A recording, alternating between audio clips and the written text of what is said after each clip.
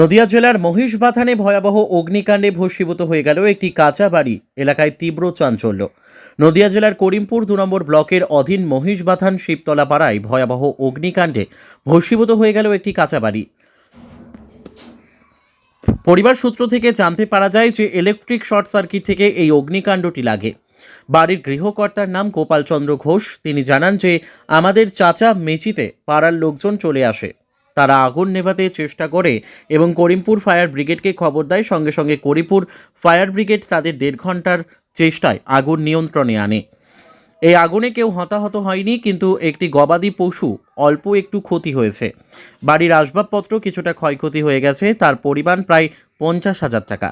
বাড়ির মালিক করিমপুর ২ নম্বর পঞ্চায়েত সমিতির কাছে একটু লিখিত জমা দেন ও করিমপুর থানায় একটি লিখিত অগ্নি সংক্রান্ত বিষয়ের একটি লিখিত জমা করেন।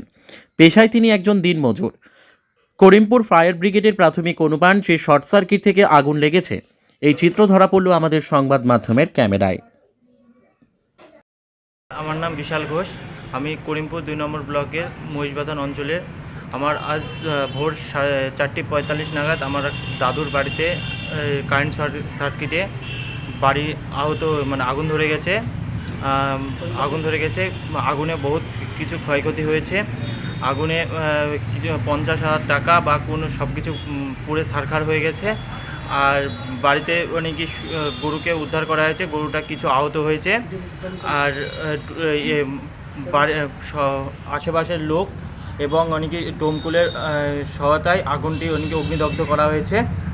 আমরা বিডিও অফিসে আবেদন জানিয়েছি এবং থানায় আবেদন জানিয়েছি আমাদের যেন কোনো কিছু সাহায্য করতে পারে। যার ঘর পুড়ে গেছে তার কি নাম? তার রয়েছে গোপাল চন্দ্র ঘোষ।